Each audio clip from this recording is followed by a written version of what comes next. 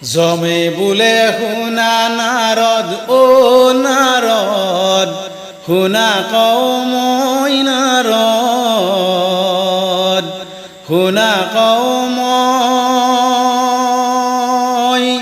প্ৰভুৰ আদেশে পক্ষী সৃজন কৰোঁ মই নাৰদ সৃজন কৰোঁ মই চকু কাণ নাকৰ বিন্ধা ভাগে ভাগে দিলো নাৰদ ভাগে ভাগে দিলো গুজদাৰ মূত্ৰদাৰ দিব পাহৰিলো নাৰদ দিব পাহৰিলো জমে বোলে শুনা নাৰদ ও নাৰদ শুনা কওঁ মই নাৰদ শুনা কওঁ মই প্ৰভুৰ আদেশে পক্ষী সৃজন কৰোঁ মই নাৰদ সৃজন কৰোঁ মই। নমস্কাৰ বন্ধু বান্ধৱীসকল, আন এটি নতুন ভিডিঅ'লৈ আপোনালোকক স্বাগতম জনাইছোঁ। আৰু আজি মই উপস্থিত আছোঁ আমাৰ ঘৰৰ নিচেই ওচৰত বৰপথাৰ গাঁৱত।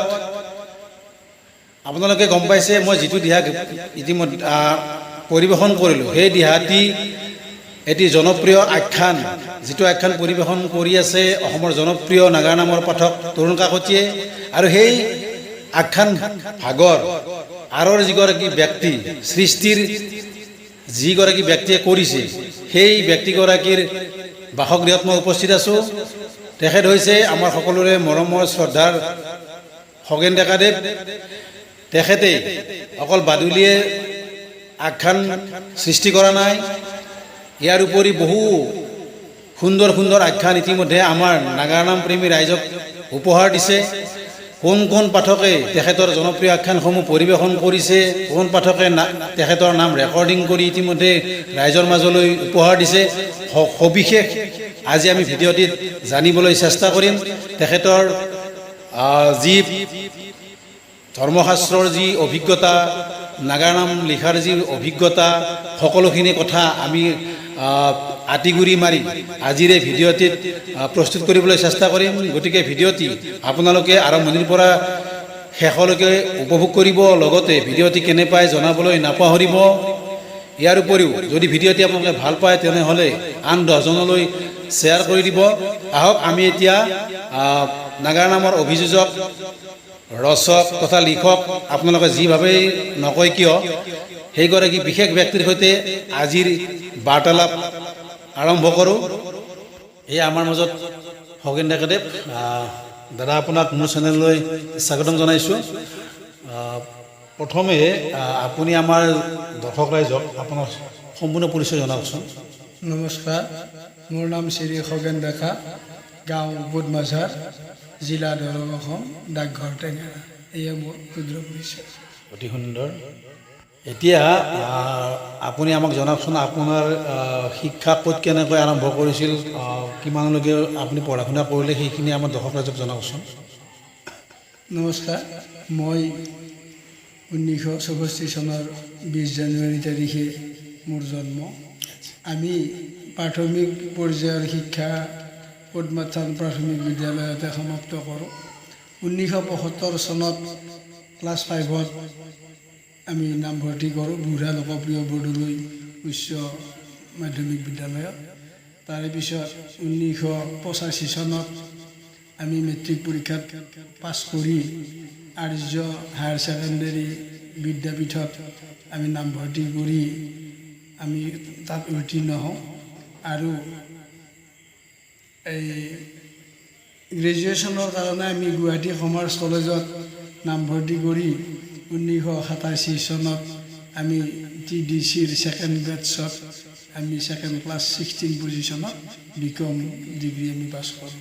তাৰে পিছত আৰু পঢ়া শুনা কৰা নহ'ল, বিভিন্ন কামত আমি ব্যস্ত হৈ পৰিলোঁ, ইমানে। আচ্ছা, অতি সুন্দৰ, ভাল লাগিল। এতিয়া আহিছোঁ আন এটি বিষয়, সেইটো হৈছে কি, যিহেতু এগৰাকী নাগাৰানাম লিখক বা অভিযোজক হ'বলৈ হ'লে আমি শাস্ত্ৰৰ সৈতে জড়িত হ'ব লাগিব। গতিকে আপুনি শাস্ত্ৰ অধ্যয়ন কেতিয়াৰ পৰা কেনেকৈ আৰম্ভ কৰিলে? পঢ়া শুনা শেষ কৰাৰ পিছত আমি যেতিয়া ব্যৱসায় আৰম্ভ কৰিলোঁ, ব্যৱসায় আৰম্ভ কৰি ঘৰতে যিহেতু থাকিলোঁ, ঘৰত থকাত শাস্ত্ৰৰ প্ৰতি অৱশ্যে ৰাপটো আগৰ পৰাই আছিল। এনে গাঁৱতে এনে পুথিপাঠ কৰাৰ আমি অভ্যাস কৰিলোঁ। তাৰে পিছত 2000 চনত নহয়, তাৰে আগতে বাৰু আমি তাৰে পিছত আমি শাস্ত্ৰ অধ্যয়ন আমি কৰিলোঁ। কৰাৰ পিছত ইঘৰে সিঘৰে মাতে প্ৰথমতে, তাৰে পিছত ৰাইজে ভাল পায় নে কিয়ে বাহিৰতো এনে মাতা হ'ল। বাহিৰতো আমি যাওঁ, ভাগৱত পাঠ, গীতা পাঠ এনেকুৱা পাঠ কৰি আমি থাকিলোঁ। থাকি 2000 চনত আমি শ্ৰীমন্ত শংকৰদেৱ সংঘত আমি যেতিয়া শৰণ গ্ৰহণ কৰিলোঁ, তাৰে পিছত ভকতীয়া সমাজখনেও আমাক আঁকোৱালি ল'লে। তাৰে পিছত আমি মানে শংকৰ সংঘত যোৱাৰ আগত আমি এই বলেন শইকীয়া, সকলোৰে পৰিচিত বলেন শইকীয়াৰ নামৰ দলত পালি হিচাপে আমি অংশগ্ৰহণ কৰিলোঁ। বহু বছৰ থাকিলোঁ আমি পালি হিচাপে।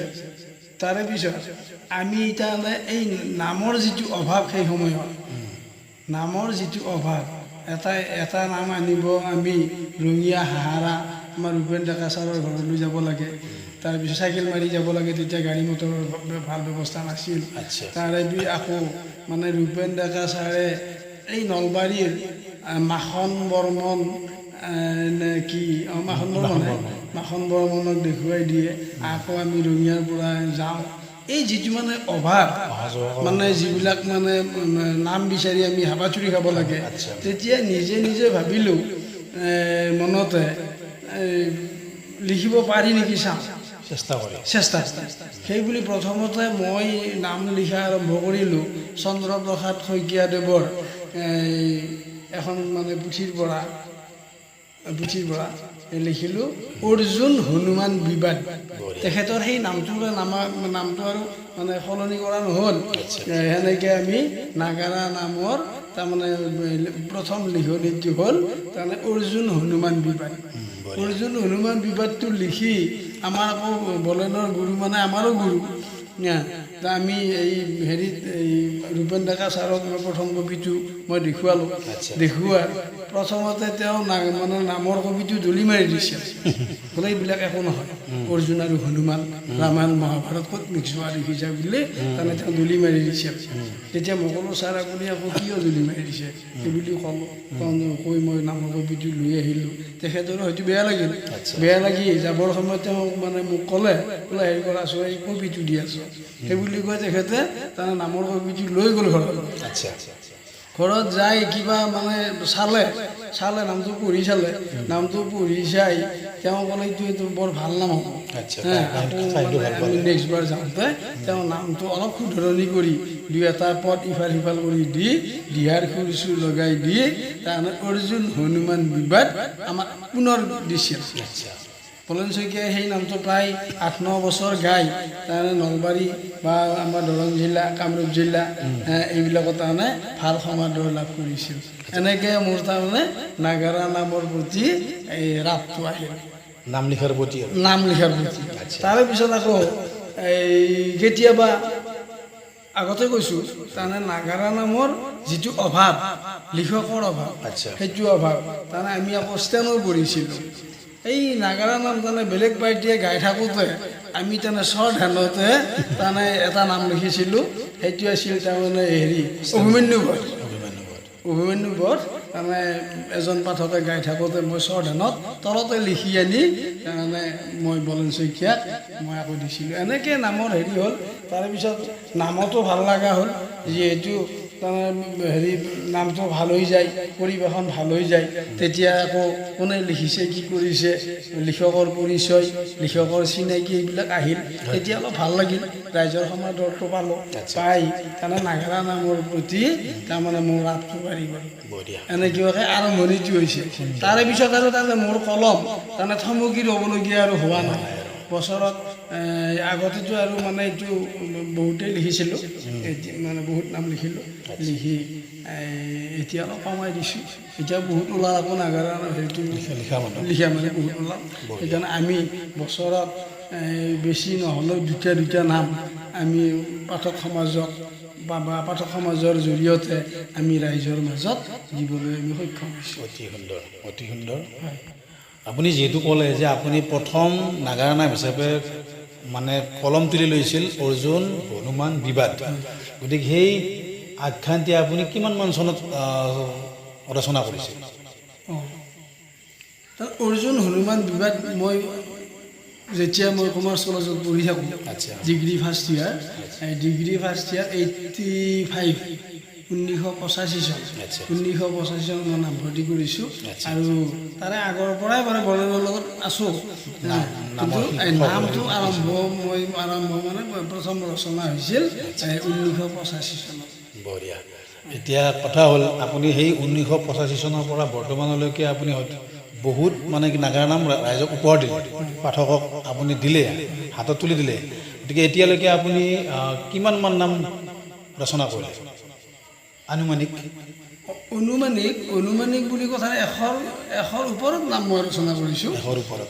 100ৰ ওপৰত। তাৰে পিছত অৰ্জুন হনুমান বিবাদৰ পিছত আপোনাৰ নাম মই ৰচনা কৰিলোঁ এইটো অভিমন্যুবধ। তাৰে পিছত আহিল কচ দেৱযানীৰ বিয়া, নকল সীতা, সুদৰ্শন বিদ্যাধৰৰ সাপ মুক্তি, তাৰে পিছত আৰু নাম আহিল আপোনাৰ শকুনিৰ প্ৰতিশোধ, তাৰে পিছত নাৰদৰ সপোন বিয়া, ভিখাৰী কৃষ্ণ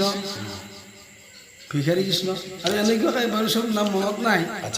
মাজতে আকৌ এটা ভাল খবৰ দিব লাগিব, তাৰমানে আমি যিমানবিলাক নাম আমি ৰচনা কৰিলোঁ তাৰে ভিতৰতকৈ বচা কেইটামান নামৰ সংকলন এটি তাৰমানে এই অহা মাহত মানে কিতাপ আকাৰত প্ৰকাশ কৰাৰ দায়িত্ব লৈছে আমাৰ চিপাঝাৰৰ যুৱবন্ধু, তেখেতৰ মই নামটো পাহৰিলোঁ, তেখেতে প্ৰফেচাৰ কাম কৰে হাজো কলেজত, গতিকে এনেকৈ তেখেতে গোটেই কপিবিলাক নিছে নি এতিয়া তাৰমানে সেই নাগাৰা নামৰ কপিবিলাক উলিয়াব। অতি ভাল খবৰ যে এখেতে যিমানখিনি আজিলৈকে নাম ৰচনা কৰিলে সেই নামসমূহ এতিয়া কিতাপ আকাৰত প্ৰকাশ হ'ব, গতিকে পাঠকসকলেও তেখেতৰ সেই সুন্দৰ আখ্যানসমূহ তেওঁলোকে হাতত পাবলৈ সক্ষম হ'ব, পুৰণি আখ্যানসমূহ। বঢ়িয়া, সুন্দৰ, ভাল লাগিল। এটি সুন্দৰ খবৰ আমাৰ নাগাৰা নাম যিখিনি প্ৰেমী ৰাইজ আছে, পাঠক আছে, সকলোৱে পাবলৈ সক্ষম হ'ল। ইয়াৰ পিছত আমি আপোনাক সুধিব বিচাৰিছোঁ যে আপুনি এতিয়ালৈকে যিমানখিনি নাম ৰচনা কৰিলে, যিসকল আপোনাৰ সেই নামসমূহ বৰ্তমানলৈকে অসমৰ কোন জনপ্ৰিয় পাঠক বা জনপ্ৰিয় হওক বা নতুন পুৰণা কোন পাঠকে পৰিৱেশন কৰিলে, আমাক অলপ ইয়াৰ আভাস দিব নেকি? দিব পৰা যায়। আচ্ছা, আমি যিমান নাম ৰচনা কৰিলোঁ এই নাম প্ৰায়ভাগ নাম আমাৰ বলেন শইকীয়াই পৰিৱেশন কৰিছিল, প্ৰায়ভাগ। তাৰে পিছত নলবাৰীৰ কৈলাশ তালুকদাৰ, আমাৰ ৰামচৰণ ভৰালী, বসন্ত বায়ন, সৰ্বেশ্বৰ কলিতা আৰু এইপিনে ডিম্বেশ্বৰ কলিতা বুলি ডিমুৰ এটা আছিল, ডিমু ওচৰত, আৰু আমাৰ দৰঙৰ তপন ডেকা, দিগন্ত চহৰীয়া, এইবিলাক আছে প্ৰায়। আৰু হেৰি এই ৰৌতাৰ কবিতা ডেকা, তাৰে পিছত আৰু এইপিনে আমাৰ এই কি নাম আছিল শালিকাঝাৰৰ ছোৱালী কিবা তালুকদাৰ, অনিতা তালুকদাৰ, আমাৰ তৰুণ কাকতি থাকিলে, এই ৰাতুল ডেকা থাকিলে, এনেকুৱাকৈ আমাৰ খগেন চলিহা, তাৰে পিছত এনেকৈ মানে চবৰে নাম মনতো নাই। তাৰে ভিতৰত তাৰমানে কৈলাশ তালুকদাৰে শকুনিৰ প্ৰতিশোধ আৰু ভিখাৰী কৃষ্ণ, বৈজয়ন্তী তালুকদাৰে নকল সীতা পৰিৱেশন কৰিছিল, আৰু সেই নামটো আমাৰ বলেন শইকীয়াই পৰিৱেশন কৰিছিল, এনেকুৱাকৈ হেৰি কৰিছিল। আৰু ভিখাৰী কৃষ্ণ, নকল আৰু শকুনিৰ প্ৰতিশোধ এইকেইটা কৈলাশ তালুকদাৰে ৰেকৰ্ডিং কৰিছিল, সেই সময়ত ৰেকৰ্ডিঙৰ ব্যৱস্থা আছিল, ৰেকৰ্ডিং কৰিছিল। আৰু এই ৰামচৰণ ভৰালী আৰু কৈলাশ তালুকদাৰৰ দ্বৈত কণ্ঠত আমাৰ এইটো আপোনাৰ এই নাৰদৰ নাৰদৰ সপোন বিয়া এইটো ৰেকৰ্ডিং কৰিছিল। আৰু তাৰপিছত আমাৰ ভৱেন শইকীয়াৰো আছিল, কিন্তু হেৰি নাই, সেইটো বহুত বৰকৈ প্ৰচাৰ নহ'ল। আৰু মোৰ আমি ৰচনা কৰা নাম অসমৰ প্ৰায় পাঠকেই নিছে। পাঠকবিলাকৰ বাৰু নামো মই হেৰি পাহৰিছোঁ, ইতিমধ্যে বাৰু আপুনি কেইগৰাকীমান নাম উল্লেখ মই কৈছোঁ। আৰু কিছুমানে নাম নিয়ে কিন্তু পৰিৱেশন নকৰে, কিবা বেয়া পায় হয়তো, কিবা এনেকুৱা হৈ যায়। প্ৰায় পাঠকে তাৰমানে আমি ৰচনা কৰা নাম নিছে। অতি সুন্দৰ, ভাল লাগিল, অতি সুন্দৰ। আপোনাৰ কথাখিনি জানি আমাৰ অতিকে ভাল লাগিল। এইবাৰ এটি বিশেষ কথা মই আপোনাক সুধিব বিচাৰিছোঁ, সেইটো হৈছে যে বৰ্তমান সময়ত আমাৰ পাঠকসকলে যেতিয়া নাম ৰেকৰ্ডিং কৰে, তেতিয়া নামটো যিজনে অভিযোজনা কৰে বা লিখে তেখেতৰ নামটো উল্লেখ কৰে। কিন্তু আগৰ আমি যিবিলাক কেছেট পাইছিলোঁ, কৈলাশতালুৰ দৰে হওক বা আমাৰ ৰামচন্দ্ৰ ভৰালীদেৱৰে যিবিলাক কেছেট আছিল, সেই কেছেটত আমি নাগা নামৰ অভিযোজক বা লেখকৰ নামটো তাত উল্লেখ পোৱা দেখা নাই। গতিকে এই ক্ষেত্ৰত আপোনাৰ মতামত কি? হয়, এইবোৰ মতামত বুলি আৰু কথা নাই। আমি আৰু এই ৰাইজৰ মাজত জনপ্ৰিয়তা আমি বৰকৈ বিচৰাও নাছিলোঁ। কিন্তু যেতিয়া তেওঁলোকে নামটো মানে ৰেকৰ্ডিং কৰে, তাৰে আগতে সিহঁতে প্ৰলোভনে নে থোপৰ নিচিনা মানে এটা কথা কৈ যে বোলে আপোনাৰ 2 কপি ফটো দিব, ফটোটো আমি প্ৰচাৰ কৰিম। এনেকুৱাকৈ কৈলাশতালুকদাৰক মই বহুতবাৰ ফটো দিলোঁ, তাৰে পিছত ৰামচৰণ ভৰালীকো মই দিলোঁ, সৰ্বেশ্বৰ কলিতাইও নিছিল, অহিল্যাৰ মুক্তি বুলি এটা নাম কৈছে, নামটো আমি ৰেকৰ্ডিং কৰিম, আপুনি কাকো নিদিব, আপোনাৰ 2 কপি ফটো দিব। ফটো 2 কপি দিবহে মই গৈছিলোঁ, কিন্তু তাৰে পিছত যেতিয়া কেছেটখন ওলাওঁতে আমি আৰু চাওঁ লিখক আৰু প্ৰযোজক আৰু পাঠক এই বুলি আহে, আমাৰ নামটো নাহে। লিখকৰ নামটো নাথাকে, লিখকৰ নামটো তেওঁলোকে নিদিয়ে। অকল ধৰক কাহিনীটো থাকিল, কাহিনীৰ নামটো থাকিল, পাঠক কোন সেইটো থাকে, পাঠক আৰু প্ৰযোজক বুলি এই পাঠকৰ নামটো পাই থাকে। সেইটোৱে তাতে আৰু আমাৰ ক'ব লগা, আমি কওঁ বোলে আমাৰ মোৰাকা নামটো আপুনি দিম বুলি কৈছিল, বা ফটো মই দিলোঁ, নিদিলে দেখোঁ কৈছে দেখা এইবাৰ হ'ল বাৰু, আমি অহাবাৰ আপোনাৰ হেৰি তাতে আৰু আমি যিহেতু নাম এটা লিখি পেলাই আমি বিনিময় অলপ লওঁ, বা তেতিয়া আকৌ আমাৰ ব্যৱসায়ো অলপ বেয়া হৈ গৈছিল। বেয়া হৈ যোৱা নামটোকে সম্বল হিচাপে কৰি আমি 8-10টা নাম আমি লেখোঁ বছৰটোত লিখি বিশ্বকৰ্মা পূজাৰ আগে আগে আমি জানে পাঠকৰ ঘৰে ঘৰে যাই দিছিলোঁ। এটা বিনিময়ত কিবা এটা পইচা দিছিল। আমি আৰু সেই পইচাটোৰ মানে হেৰিত আমি আৰু বৰ আৰু মানে নামটো প্ৰচাৰত সিমান এটা গুৰুত্ব দিয়া নাই। আৰু এটা অনুভৱ, তেওঁলোকৰ এই যিটো মানে পাব্লিচিটি সেইটো কমিব বুলি ভাবিয়ে আমাৰ নামবিলাক নিদিয়ে নেকি? নাই, সেইটো কথা নহয়। তাৰমানে আমি এটা কথাই জানো যে যেতিয়া এটা গীত যিকোনো কণ্ঠশিল্পী যেতিয়া ৰেকৰ্ডিং কৰে, তেতিয়া কি কৰে, তেওঁলোকে গানটো কোনে গায় সেইটো লিখি দিয়ে, কণ্ঠশিল্পীটো লিখি দিয়ে, তাৰ লগতে মানে গীতিকাৰৰ নামটো থাকে। গীতিকাৰ বা মিউজিচিয়ান যোনে গানটো সংগীত সুৰ কৰে বা সংগীত দিয়ে, তেওঁলোকৰ নাম থাকে। কিন্তু আমাৰ নাগাৰা নামত কি নাথাকে, লিখকজনৰ নাম নাথাকে। গতিকে লিখকজনৰ নাম নাথাকিলে ৰাইজে কেনেকৈ চিনি পাব? গতিকে ৰাইজৰ ওচৰত লিখকজনক বা অভিযোজকগৰাকীক যদি চিনাকি কৰাই নিদিয়ে এগৰাকী শিল্পীয়ে, তেতিয়াহ'লে এইটো সঁচাকৈ এটা আক্ষেপৰ কথা। মানে আমি সেইটো ভবা নাই, মানে আপুনি ভবা নাই, ভবা নাই। তাৰমানে মই ক'লোৱে, তাৰমানে কি হয়, বৰ্তমান যিখিনি আমাৰ নাগাৰা নামৰ অভিযোজক আছে সাম্প্ৰতিক সময়ত, যিসকল নাম লিখি থাকে, তেওঁলোকে আমি যদি ইউটিউবত এটা নামৰ ভিডিঅ'ও দিওঁ, তেওঁলোকে নিজৰ নামটো দিবৰ কাৰণে আমাক অনুৰোধ কৰে। গতিকে নামটো আমাক কেতিয়াবা কয় বোলে ভিডিঅ'টোহে দিলি, আমাৰ নাম দিয়া নহ'ল, কিয় দিয়া নহ'ল, আমাক বেয়া পায় নেকি, এনেকুৱা ধৰণে আমাক কিছুমান কমপ্লেইন কৰে। গতিকে এই ক্ষেত্ৰত আপোনাৰো ধৰক এটা কমপ্লেইন কৰাৰ সুবিধা এটা থাকে, সেই ক্ষেত্ৰতহে মই কথাখিনি কৈছোঁ। সেইটো বাৰু ঠিকেই। আমি যিবিলাক আমি ৰচনা কৰোঁ, আমি শাস্ত্ৰ চাইহে আমি হেৰি কৰোঁ। গতিকে আমাৰ ৰচনা বুলি ঠিক নহয়, ৰচিত আৰু বিৰচিত পাৰ্থক্য আছে। মানে আনৰ নাম আকাৰ ৰূপ দিয়ে। গতিকে নামটো থাকিলে ভাল লাগে তথাপি নামটো নাথাকিলেতো ভালে লাগে কিন্তু তেওঁলোকে নিদিলে বৰ জোৰ নাই নামটো মই আগতে কৈছোঁ মই নামটো প্ৰচাৰ কৰাৰ মানে মোৰ বৰ হেৰি নাই আৰু তেওঁলোকে মোৰ নামটো নিদিলে বুলি আজি সেই 1985 চনৰ পৰা আজিলৈকে টিল টুডে আমিতো আৰু নাম নিলিখাকৈ থকা নাই বা আমাৰ নামটোতো আৰু বাকচত পৰি থকা নাই নহয়নে নিজৰ যিটো সৃষ্টি চিন্তা সৃষ্টিৰ যিটো আনন্দ সেই আনন্দটো আপুনি এতিয়াও লৈয়ে সেইটোৱে কথা সৃষ্টিশীল কামত থাকিলে মন দিলে ঠিকেই থাকে সেইটোৱে কথা অতি সুন্দৰ ভাল লাগিল এতিয়া মই আপোনাক সুধিব বিচাৰিছোঁ যে বৰ্তমান আমাৰ অসমৰ নাগানাম জগতৰ জনপ্ৰিয় নাগানামৰ পাঠক তৰুণ কাকতীয়ে আপোনাৰ এটি সুন্দৰ সৃষ্টি পৰিৱেশন কৰি আহিছে আজি 2 বছৰে আৰু সেই সৃষ্টিটি হৈছে বাদুলি জন্ম গতিকে এই বাদুলি জন্মটি তৰুণ কাকতিদেৱে য'তেই মানে যিখন ফিল্ডতে তেওঁ পৰিৱেশন কৰে তাতে ৰাইজৰ বিপুল সমাদৰ লাভ কৰিবলৈ সক্ষম হৈছে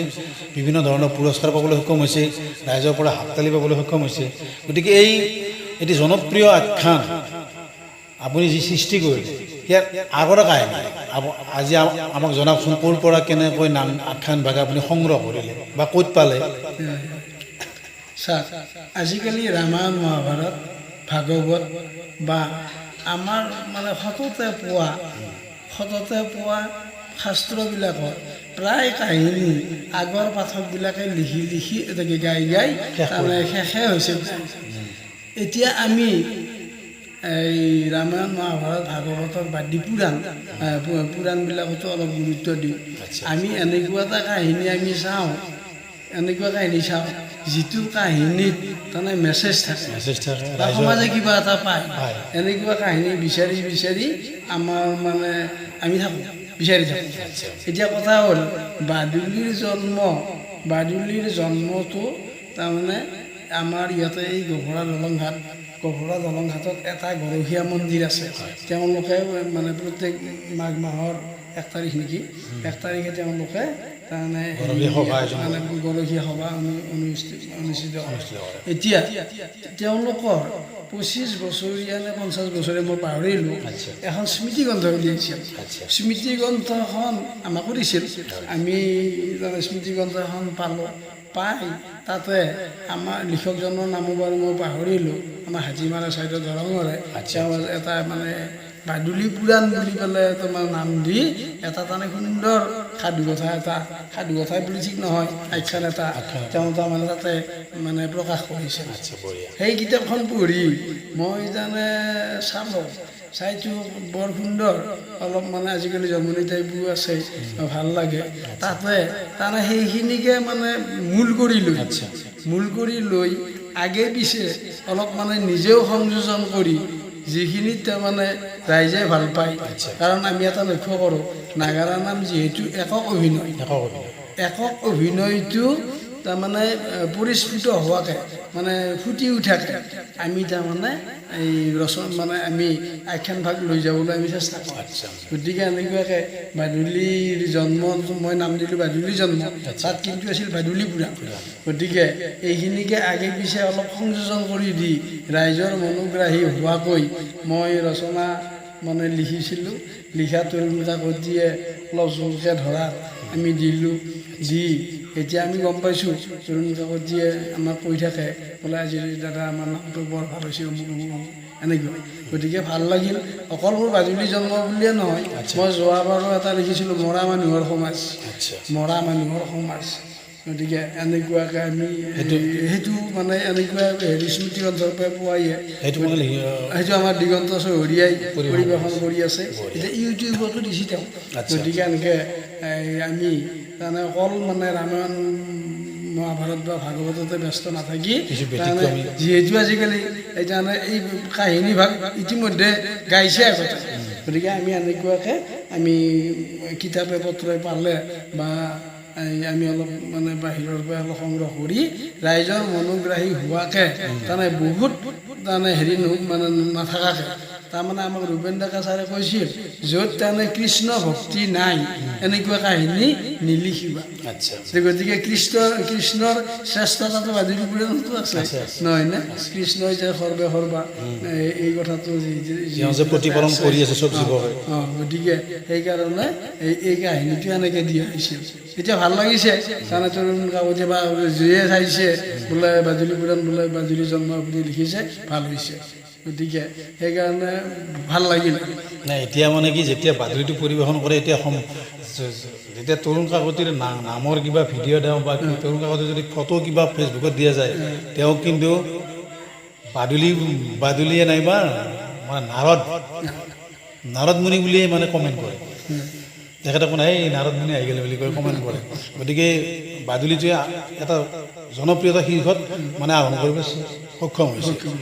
গতিকে এই ক্ষেত্ৰত আপোনাৰ যি অৱদান এই অৱদান হৈছে অনস্বীকাৰ্য। অতি ভাল লাগিল। এতিয়া যিহেতু আকৌ আমাৰ বিশ্বকৰ্মা পূজা আহিল আৰু বিশ্বকৰ্মা পূজাৰ পৰা আমাৰ নাগাৰা নামৰ বৰ্ষ আৰম্ভ হয়।